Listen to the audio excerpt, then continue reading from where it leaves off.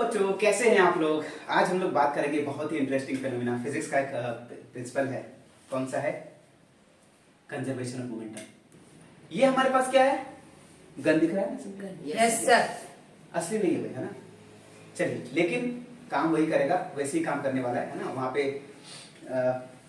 यहाँ बस जो है क्या कर सकते हैं, हल्का सा आपको चोट आएगा, चोट भी नहीं आएगा, हल्का सा, है ना। बस हमने प्रैक्टिकल पर्पज से लिया है इसको।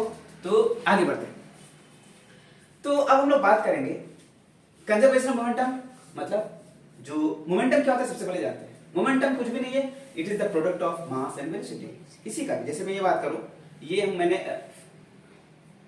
फायर, तो बुलेट का मास होगा कुछ और उसकी कुछ वेलोसिटी होगी, उन दोनों का प्रोडक्ट होकर जो चीज आएगा वही क्या कहलाएगा? मोमेंटम। मतलब P बराबर, P से डिनोट करते हैं, P equals to m into v।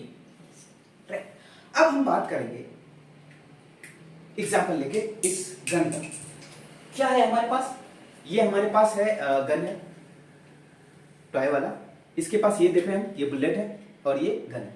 मैंने इसको लगा दिया, करेक्ट। अब हम लोग अगर इसकी इनिशियल मोमेंटम की बात करें, ये सिस्टम है पूरा, गन और बुलेट एक सिस्टम बन चुका है। इनिशियल मोमेंटम की बात करें तो दोनों क्या है? रेस्ट में है, बुलेट भी रेस्ट में, गन भी रेस्ट में।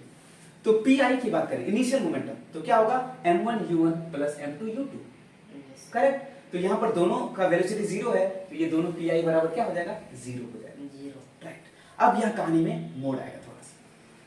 अब क्योंकि कंजर्वेशन मोमेंटम ये कहता है कि भाई जितना पहले मोमेंटम कंजर्व रहेगा, तो जितना मोमेंटम पहले था बाद में भी वही रहेगा। तो पी आई तो जीरो हो चुका है, इसका मतलब बाद में मोमेंटम भी जीरो होना पड़ेगा। Yes sir. अब हम बात करते हैं, अब मैंने बुलेट को फायर किया, बुलेट का मास मान लेता है, हम मान लेते हैं m1, किसको माना? गन के मास को m1 मान लिया, जो कि कितना है? 2 kg मान लिया। बुलेट का मास को मैंने m2 माना, जो कि मैंने 10 ग्राम मान लिया कि 10 ग्राम इसका मास है बुलेट का, ठीक है। अच्छा, अब मैं जब फायर कर रहा हूं, ध्यान से देखिएगा, अब मैं क्या कर रहा हूं, इसको फायरिंग किया। तो जो ही फायरिंग किए तो हुआ यूं कि जो है एक बैकवर्ड फोर्स लगता है मुझे, मेरे हाथ पे एक बैकवर्ड फोर्स आया। वो क्यों आया, इसी पे हम लोग आज बात करेंगे।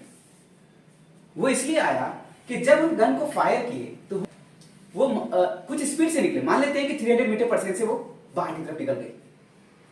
तो अब चूंकि इसके पास मोमेंटम आ चुका है, बुलेट के पास मोमेंटम आ चुका है, yes. कितना? इसका 10 ग्राम मास था ना, yes, sir. तो बुलेट का मास, बुलेट का मोमेंटम कितना हो जाएगा? Final momentum pf of bullet हो जाएगा आपका m2 इंटू v2 स्पीड मान लेते हैं। तो m2 कितना है? 10 ग्राम बोला था मैंने, तो 10 इंटू अपॉन 1000 केजी में लेना है हमें। 0.01 केजी आ गया इंटू 300 मीटर पर सेकंड। तो जब इसको सॉल्व करेंगे तो कितना आ जाएगा? 3 केजी मीटर पर सेकंड। तो इसका मोमेंटम हमें 3 केजी मीटर पर सेकंड मिल चुका है। अब क्योंकि टोटल मोमेंटम तो जीरो होना पड़ा, सिस्टम का मोमेंटम हमेशा जीरो रहेगा, इसका मतलब गन को भी कुछ मोमेंटम इधर की तरफ, उसको टोटल सिस्टम के मोमेंटम को जीरो बनाने के लिए गन को क्या करना पड़ेगा? पीछे की तरफ मोमेंटम लगाना पड़ेगा, तभी तो जीरो होगा ना। इसका मतलब 3 अगर उधर आगे की तरफ ये बुलेट मोमेंटम लगाया तो 3 equal amount of momentum gun को भी लगाना पड़ेगा। कहा किसमें? अपोजिट डायरेक्शन में। तो अपोजिट डायरेक्शन में लगना पड़ेगा, तो उसके लिए हम क्या कर सकते हैं?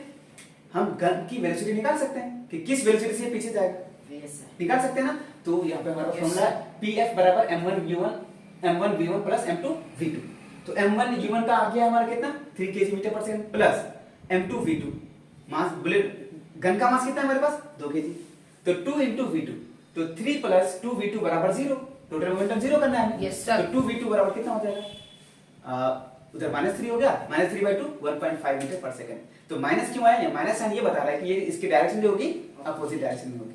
तो ये था हमारा कॉन्सेप्ट। क्यों? जब हम फायरिंग करते हैं तो पीछे की तरफ फोर्स लगता है। तो समझ में आ गया बच्चों? मोमेंटम को जीरो बनाने के लिए टोटल बुलेट जो उधर गया है, तो हमें टोटल जीरो बनाने के लिए इसको अपोजिट डायरेक्शन में काउंटर, उसको कैंसिल करने के लिए, न्यूट्रलाइज करने के लिए पीछे की तरफ फोर्स लगाना पड़ेगा, और जिससे कि टोटल मोमेंटम जीरो हो जाएगा। और उसी मोमेंटम के तहत हम लोग पीछे की तरफ फोर्स लगाते हैं। अब इसका एग्जांपल हम और देखते हैं। इसका एग्जांपल और क्या है? जैसे रॉकेट लॉन्चिंग हो रहा है, जब रॉकेट लॉन्च होता है तो उसको क्या करना है? ऊपर की तरफ जाना है। कैसे करेगा? अब उसके पास, रॉकेट के पास क्या था? एक रॉकेट का मास था, उसके पास फ्यूल था।